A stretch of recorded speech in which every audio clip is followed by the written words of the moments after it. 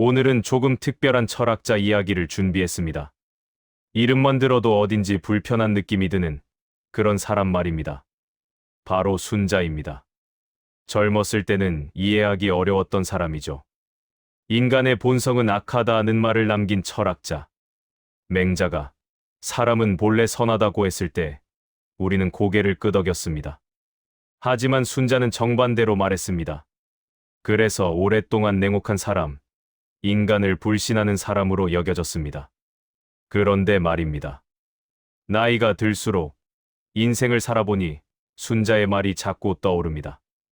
이상하게도 그의 목소리가 들리는 것 같습니다. 오늘은 그 이유를 함께 찾아보려 합니다. 1부. 순자는 누구인가? 순자는 기원전 298년경 중국 전국시대에 태어났습니다. 본명은 순왕입니다. 맹자보다 약 반세기 뒤에 활동한 사람이죠. 그는 유학자였습니다. 공자의 가르침을 이어받은 사람이었습니다. 하지만 맹자와는 완전히 다른 결론에 도달했습니다. 맹자는 성선설을 주장했습니다. 사람은 태어날 때부터 선한 마음을 가지고 있다는 것이죠. 측은지심, 수오지심, 사양지심, 시비지심. 이 네 가지 마음이 인간에게 본래 있다고 봤습니다. 순자는 이것을 정면으로 부정했습니다. 그는 말했습니다. 사람의 본성은 악하다. 선한 것은 인위적인 노력의 결과다. 이 한마디 때문에 순자는 오랫동안 이단 취급을 받았습니다. 유학의 정통에서 벗어난 사람으로 여겨졌습니다. 하지만 그의 제자 중에는 한비자와 이사가 있었습니다. 법과 사상의 대표 인물들이죠. 순자의 현실주의는 후대에 큰 영향을 미쳤습니다. 2부. 성악설, 불편하지만 정직한 통찰. 인간의 본성은 악하다. 이 말을 처음 들으면 기분이 좋지 않습니다. 나를, 내 가족을, 내 손주들을 악하다고 말하는 것 같으니까요.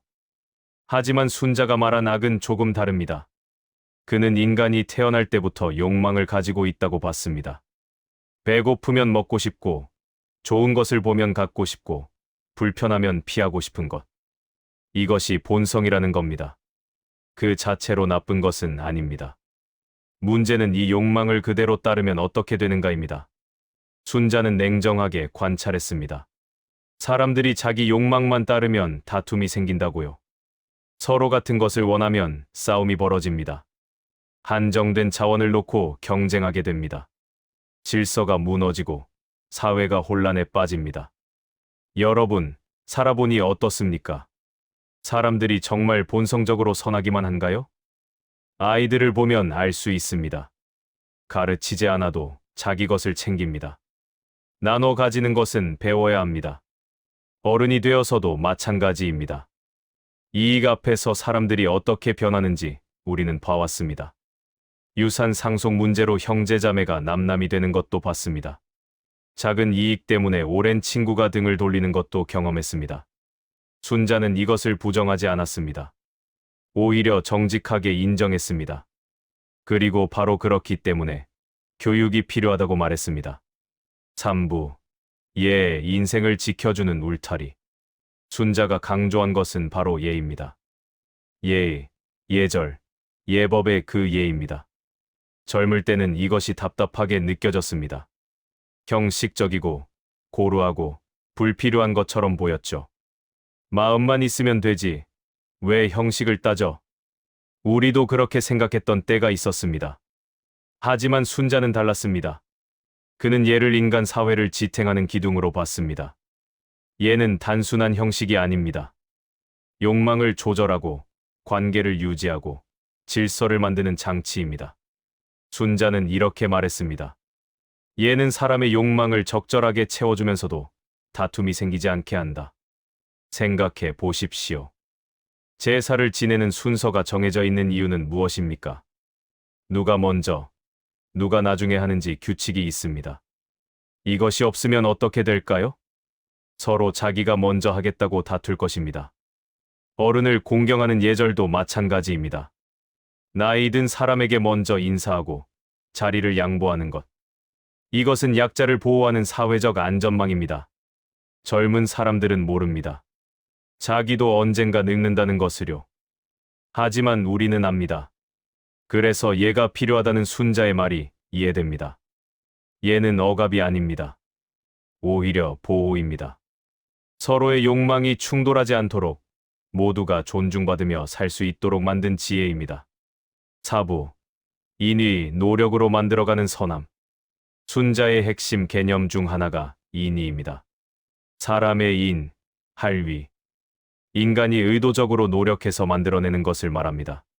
순자는 본성은 악하지만 노력으로 선해질 수 있다고 봤습니다. 이것이 중요합니다. 그는 인간을 포기하지 않았습니다. 오히려 인간의 가능성을 믿었습니다. 다만, 그냥 되는 것이 아니라 노력해야 한다고 본 것이죠. 구부러진 나무를 찜통에 쪄서 바르게 펴고 무딘 쇠를 숫돌에 갈아 날카롭게 만든다. 순자가 든 비유입니다. 사람도 마찬가지라는 겁니다. 본성 그대로 두면 구부러진 나무와 같습니다. 하지만 배우고, 익히고, 연습하면 바르게 설 수 있습니다. 여러분, 살아오면서 얼마나 많이 배우셨습니까? 참는 법, 양보하는 법, 화내지 않는 법. 이 모든 것이 저절로 된 것이 아닙니다.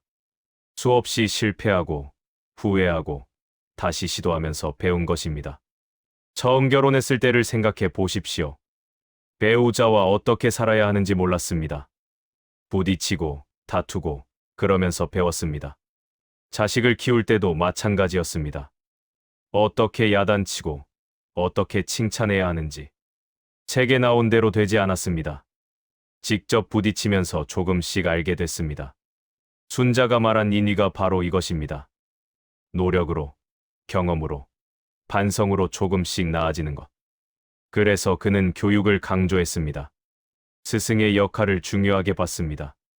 좋은 환경, 좋은 친구, 좋은 책의 영향을 믿었습니다. 5부. 욕망의 조절, 나이 들어 더 필요한 지혜. 순자는 욕망을 부정하지 않았습니다. 오히려 인정했습니다. 사람은 욕망이 있는 존재라고요. 문제는 욕망을 어떻게 다루느냐입니다. 젊을 때는 욕망이 넘칩니다. 이것도 하고 싶고, 저것도 갖고 싶고, 모든 것이 가능할 것 같습니다. 하지만 나이가 들면 달라집니다. 욕망은 여전히 있는데 몸이 따라주지 않습니다. 하고 싶은 것은 많은데 시간이 부족합니다. 이때 순자의 가르침이 힘이 됩니다. 순자는 말했습니다. 욕망을 없앨 수는 없지만 구하는 것을 조절할 수는 있다. 욕망 자체는 자연스러운 것입니다. 하지만 그것을 어떻게 채우려 하는지는 선택할 수 있습니다. 예를 들어 볼까요? 자식들이 자주 찾아오지 않아 섭섭할 수 있습니다. 이것은 자연스러운 감정입니다. 하지만 이 욕구를 어떻게 표현하느냐는 다릅니다. 계속 불평하고 서운해하면 자식들은 더 멀어집니다. 이해하려 하고 그들의 사정을 헤아리면 관계가 유지됩니다. 같은 욕망이지만 다루는 방식이 다른 겁니다. 건강에 대한 욕망도 마찬가지입니다. 젊었을 때처럼 건강하고 싶은 것은 당연합니다. 하지만 나이에 맞게, 몸 상태에 맞게 조절해야 합니다. 무리하면 오히려 해가 됩니다. 순자가 말한 욕망의 조절은 바로 이런 것입니다. 욕망을 억누르는 것이 아니라 현실에 맞게 조정하는 것. 가능한 것과 불가능한 것을 구분하는 것. 이것이 나이 들어 더 필요한 지혜입니다. 6부. 현실을 직시하는 용기. 순자를 불편하게 만드는 이유는 그의 현실주의 때문입니다. 그는 이상을 말하지 않았습니다. 있는 그대로를 말했습니다. 맹자는 아름다운 이상을 제시했습니다. 사람은 본래 선하고 그 마음을 잘 기르면 성인이 될 수 있다. 듣기 좋은 말입니다. 희망을 주는 말입니다. 하지만 순자는 달랐습니다. 사람은 본래 욕망에 이끌리고 노력하지 않으면 악해진다. 냉정한 말입니다. 하지만 정직한 말입니다. 여러분, 인생을 살아보니 어느 쪽이 더 현실에 가깝습니까? 사람들이 정말 본성적으로 선한가요? 아니면 노력해야 선해지는 건가요? 우리는 압니다. 좋은 사람으로 산다는 것이 얼마나 어려운지. 매일 자신과 싸워야 한다는 것을. 화를 참는 것도, 욕심을 내려놓는 것도 모두 노력이 필요합니다. 순자는 이것을 알았습니다. 그래서 솔직하게 말했습니다. 인간은 완벽하지 않다고요. 하지만 바로 그렇기 때문에 더 노력해야 한다고요. 이것이 순자의 용기입니다. 불편한 진실을 외면하지 않는 용기. 나이가 들수록 이 용기가 이해됩니다. 젊었을 때는 이상을 쫓았습니다. 세상이 아름다워질 거라 믿었습니다. 사람들이 착해질 거라 기대했습니다. 하지만 현실은 달랐습니다. 실망도 많이 했습니다. 배신도 당했습니다. 그래도 살아야 했습니다. 이때 순자의 현실주의가 도움이 됩니다. 환상을 버리고 있는 그대로 보는 것. 그 위에서 할 수 있는 것을 하는 것.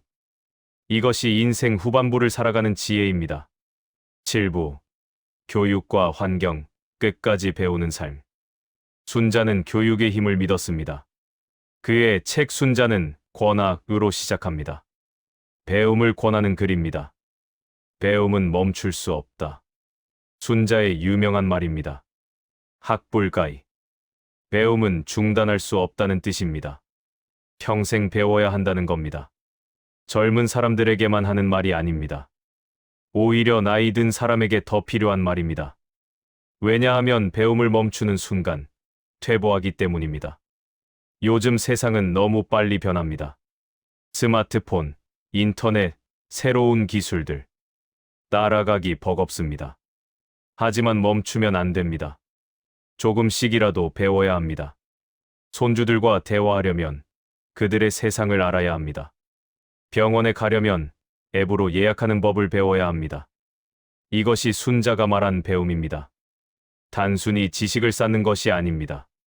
세상과 연결되어 있는 것입니다. 고립되지 않는 것입니다. 순자는 또한 환경의 중요성을 강조했습니다. 진흙 속의 연못 옆에 있는 나무는 부축하지 않아도 곧게 자란다. 좋은 환경이 사람을 바르게 만든다는 뜻입니다. 나이가 들수록 누구와 어울리느냐가 중요합니다. 불평만 하는 사람들과 있으면 자신도 부정적이 됩니다. 긍정적이고 배우려는 사람들과 있으면 자신도 달라집니다. 어떤 책을 읽느냐도 중요합니다. 무엇을 보고 무엇을 듣느냐도 중요합니다. 이 모든 것이 환경입니다. 순자는 이 환경을 스스로 선택하라고 말합니다. 8부. 인간관계의 원칙, 예로 지키는 거리. 나이가 들면 인간관계가 어려워집니다. 가까운 사람들과의 관계가 특히 그렇습니다. 자식, 며느리, 사위, 손주들. 사랑하는 마음은 크지만 표현이 서툽니다. 기대가 크면 실망도 큽니다. 이럴 때 순자의 예가 도움이 됩니다. 예는 적절한 거리를 유지하게 합니다. 너무 가까워도 너무 멀어도 안 됩니다. 적당한 거리, 적당한 관심, 적당한 기대. 이것이 예가 가르치는 지혜입니다. 순자는 말했습니다. 예는 사람과 사람 사이의 경계를 정한다. 경계라는 말이 차갑게 들릴 수 있습니다. 하지만 경계가 있어야 서로 존중할 수 있습니다. 자식의 삶에 너무 개입하지 않는 것. 그들의 선택을 존중하는 것. 조언은 하되 강요하지 않는 것. 이것이 예입니다. 반대로 자식도 부모를 대하는 예가 있습니다. 자주 안부를 묻는 것. 중요한 일을 알리는 것. 필요할 때 도움을 청하는 것. 서로 예를 지키면 관계가 편안해집니다. 섭섭함도 줄어듭니다. 오해도 생기지 않습니다. 친구 관계도 마찬가지입니다. 오래 알고 지낸 친구라도 예의는 지켜야 합니다. 함부로 대하면 관계가 깨집니다. 나이가 들수록 친구가 귀합니다. 새로운 친구를 사귀기 어렵습니다. 그러니 지금 있는 관계를 잘 지켜야 합니다. 순자가 강조한 예는 바로 이런 관계를 지키는 방법입니다. 9부. 감정의 통제에 흔들리지 않는 중심. 나이가 들면 감정 조절이 어려워지기도 합니다. 참을성이 줄어듭니다. 작은 일에도 화가 납니다. 외로움, 불안, 서운함 같은 감정이 자주 찾아옵니다. 순자는 감정을 부정하지 않았습니다. 하지만 감정에 휘둘리지 말라고 했습니다. 마음을 다스리는 것이 천하를 다스리는 것보다 어렵다. 순자의 말입니다. 가장 어려운 것이 자기 자신을 다스리는 것이라는 뜻입니다. 특히 감정을 다스리는 것이 어렵습니다.